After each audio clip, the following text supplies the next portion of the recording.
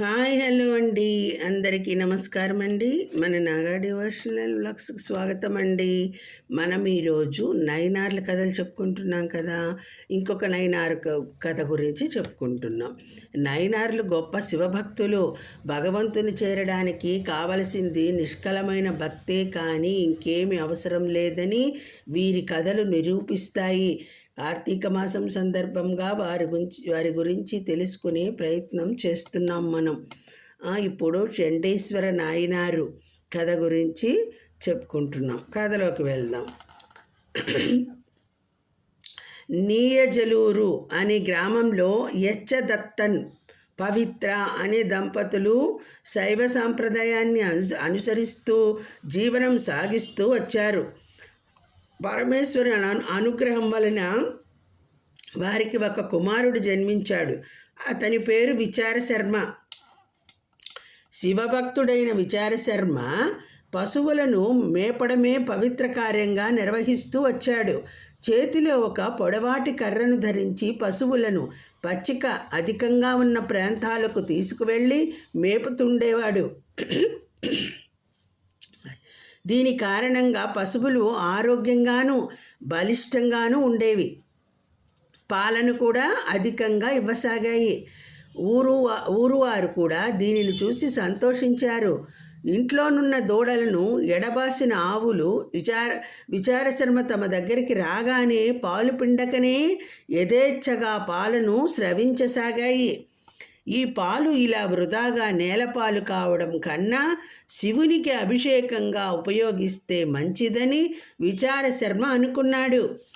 శివుని కోసం ఒక ఆలయం నిర్మించాలని అనుకొని మణి నదీ తీరంలోని అత్తివృక్షం కింద ఇసుకతో శివలింగాన్ని నిర్మించాడు.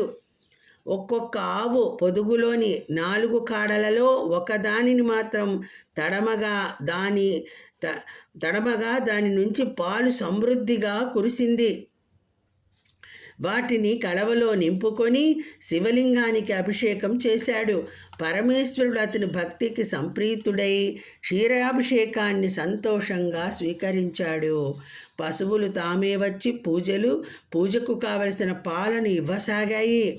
మొదట ఒక వేడుకగా ప్రారంభించిన ఈ పూజ రోజు చేసే నిత్య పూజగా మారింది.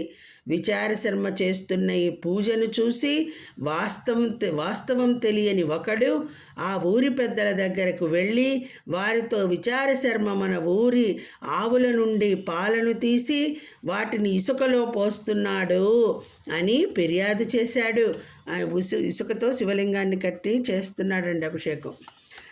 ఊరి పెద్దలు విచారశర్మ తండ్రి గారిని విచారణ సభకు పిలిపించారు. జరిగిన విషయం అతనికి తెలియజేశారు. యచ్చదత్తన్ సభవారికి నమస్కరించి, పెద్దలారా, ఈ విషయం నాకింతవరకు తెలియదు. ఈ ఒక్క తప్పును క్షమించండి. ఇక మీదట ఈ విధంగా జరగకుండా నేను చూస్తాను అని చెప్పి ఇంటికి వెళ్ళాడు. రాత్రంతా అతనికి నిద్ర పట్టలేదు. సభలోని వారు చేసిన అభియోగాన్ని తలచుకుంటూ ఉన్నాడు. ఈ అభియోగంలోని సత్యాసత్యాలను తానే స్వయంగా వెళ్ళి తెలుసుకోవాలని నిశ్చయం చేసుకున్నాడు. ఉదయం యథాప్రకారం పశువులను తోలుకొని వెళుతున్న విచారశర్మను అతనికి తెలియకుండా రహస్యంగా వెంబడించాడు. విచారశర్మ మెల్లగా మణినదీ తీరాన్ని సమీపించాడు. అక్కడి అత్తి చెట్టు సమీపంలో పశువులు మేయడానికి వదిలాడు.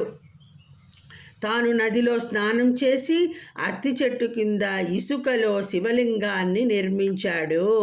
పశువుల పొదుగులోని ఒక్క కాడ నుండి తీసిన పాలను కడవలో నింపుకొని ఆ పాలతో శివలింగానికి భక్తితో అభిషేకం చేయడం ప్రారంభించాడు.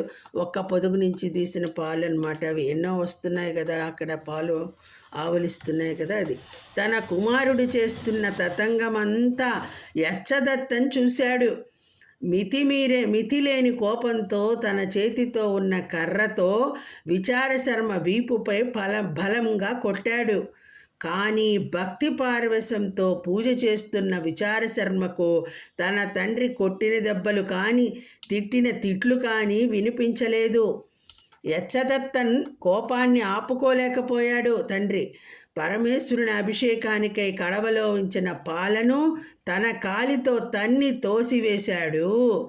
అప్పుడు విచారశర్మలో చైతన్యం కలిగింది. అభిషేకానికి ఉంచిన పాలను నెట్టివేసినది ఎవరని చూశాడు. పాలను ఎవరైతే కింద తోసివేశారో వాళ్ళు ఎవరైనప్పటికీ వాళ్ళ కాళ్లను నరకాలని నిశ్చయం చేసుకున్నాడు. తన చేతిలో ఉన్న కర్ర గండ్రగొడ్డలిగా మారిపోయింది. కర్ర గండ్రగొడ్డలిగా మారగా దానితో తండ్రి గారి కాళ్లను నరికివేశాడు. యచ్చదత్తన్ నేల మీదికి పాలిపోయాడు. శివపూజకు కలిగిన అంతరాయం తీరిపోయిందనే సంతోషంతో విచారశర్మ మళ్ళీ పూజలో నిమగ్నమైపోయాడు. విచారశర్మ అచంచలమైన శివభక్తికి పరవశుడై పరమేశ్వరుడు పార్వతీ సమేతుడై విచారశర్మ ముందు ప్రత్యక్షమయ్యాడు. తనకు చేతులు మోడ్చి భక్తితో నమస్కరించిన విచారశర్మతో, భక్తుడా, నా కోసం నీవు నీ తండ్రి గారి కాళ్లను నరికావు. ఇక నీకు మేమే తండ్రి. మేము ధరించిన ఆభరణాలనే నీవు ధరించి శివగణాలకు నాయకుడవై చండీశ్వర బిరుదుతో విరాజిల్లు అని పరమేశ్వరుడు చెప్పి విచారశర్మను ఆలింగనం చేసుకున్నాడు. పరమేశ్వరుని స్పర్శ మాత్రం చేతనే విచారశర్మ మాయా శరీరం తొలగిపోయి శివజ్యోతిలో ఐక్యమైపోయింది. శివుడు జ్యోతిలాగా శివుడిలో ఐక్యమైపోయాడనమాట. ఇదండి చండీశ్వర నాయనారు కథ గురించి మనము ఈరోజు తెలుసుకున్నామండి. ఇదండి ఈరోజు నాయనారు కథ. ఇదండి వీడియో నచ్చితే లైక్ చేయండి, షేర్ చేయండి, సబ్స్క్రైబ్ చేయండి. అందరికీ ధన్యవాదములు. సర్వం శ్రీకృష్ణార్పణమస్తు. లోకా సమస్త సుఖినో భవంతు. స్వస్తి. ఓం నమః శివాయ.